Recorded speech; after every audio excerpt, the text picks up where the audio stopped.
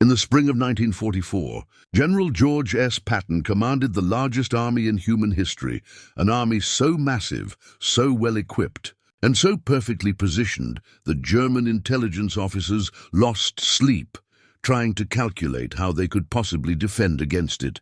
Patton's 1st United States Army Group, stationed in southeastern England, consisted of 11 divisions, over 300,000 men, and enough tanks, artillery and supplies to punch through any defense the Germans could construct. Wehrmacht commanders studied aerial photographs of the massive supply dumps, intercepted radio communications from the various units, and tracked the movement of countless vehicles and personnel with growing alarm. This was clearly the main Allied invasion force, and it was obviously preparing to strike at the shortest route across the English Channel to Pas de Calais. Just as German strategic doctrine predicted, there was only one problem with German intelligence assessments. Patton's massive army was completely fake. Operation Fortitude South was perhaps the most audacious military deception in human history. A carefully orchestrated illusion that convinced an entire nation to defend the wrong beaches while the real invasion landed elsewhere. The fake army that so concerned German planners existed only in the imagination of British and American intelligence officers who had spent months creating a phantom force complete with false radio traffic, dummy equipment, and enough realistic details to fool the most sophisticated enemy intelligence apparatus of the war. The mastermind behind this elaborate charade was Colonel David Strangeways, a British intelligence officer who understood that the key to successful deception wasn't just what you showed the enemy, but what you made them believe they had discovered for themselves. Rather than simply broadcasting false information, Strangeways created an entire fictional reality that German spies could observe, photograph, and report back to their handlers with complete confidence in their own intelligence-gathering abilities.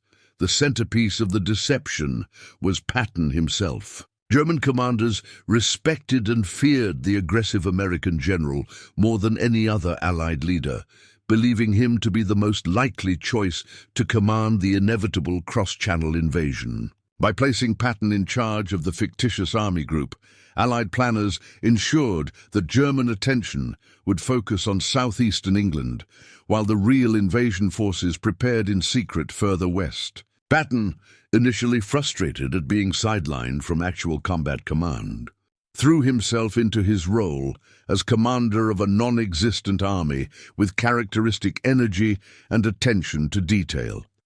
The physical elements of the deception were masterpieces of creative engineering. British and American specialists constructed entire airfields populated by plywood aircraft that looked perfectly realistic from aerial reconnaissance. They built fake oil storage facilities, complete with painted shadows to simulate depth, and constructed dummy landing craft that bobbed convincingly in harbours throughout southeastern England. Most impressive of all were the inflatable Sherman tanks, rubber decoys that could be inflated by a small crew in minutes and looked absolutely authentic from the air or from a distance. But the real genius of Operation Fortitude lay not in the physical props, but in the carefully crafted intelligence that made the deception believable. Double agents, German spies who had been captured and turned by British intelligence, fed a steady stream of seemingly authentic information back to their Nazi handlers. The most successful of these was Juan Pujol Garcia, codenamed Garbo, a Spanish chicken farmer who had convinced the Germans he was running a network of sub-agents throughout Britain. In reality, all of Garbo's agents existed only in his imagination, but his reports were so detailed and apparently credible that German intelligence considered him their most valuable asset in Britain. Garbo and other double agents painted a picture of massive preparations in southeastern England that perfectly matched what German aerial reconnaissance was observing. They reported troop movements, supply build-ups, and training exercises that seemed to confirm every German assumption about where and when the invasion would come.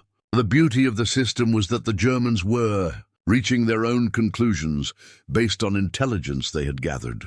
Themselves, they never suspected they were, being fed exactly the information Allied planners wanted them to have. Radio deception played an equally crucial role in the grand illusion. Allied signal specialists created entire networks of fake radio traffic, broadcasting realistic communications between units that existed only on paper.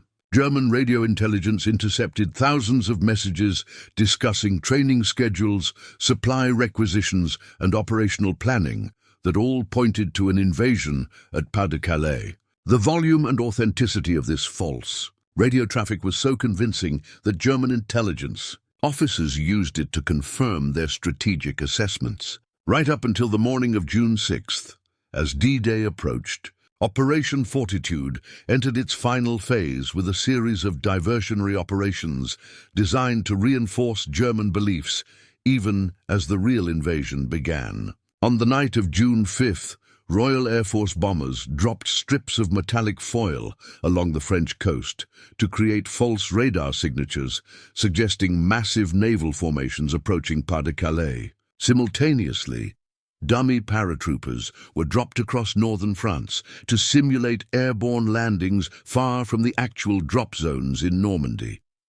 When the real invasion began at dawn on June 6th, German commanders initially dismissed it as a diversionary attack designed to draw attention away from the main assault at Pas de Calais. For crucial hours, as Allied forces struggled to establish their beachheads in Normandy, German reserves remained in position around Calais, waiting for Patton's Phantom Army to launch the real invasion. Even as reports poured in about the scale of fighting in Normandy, Hitler and his staff remained convinced that the primary assault was yet to come. The deception was so successful that it continued to influence German strategy long after D-Day itself. For weeks after the Normandy landings, German intelligence continued to track the movements of Patton's fictional army group, expecting it to launch a second invasion at any moment. Valuable German divisions remained tied down, defending beaches that would never be attacked, while Allied forces in Normandy consolidated their positions and prepared for the breakout that would liberate Western Europe.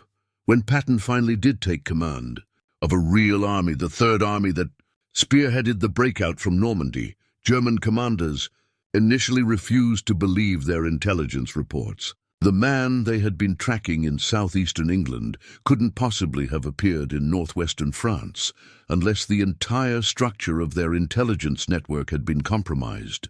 By the time they realized the full scope of the deception, Allied forces were already racing across France, and the war in Western Europe had entered its final phase.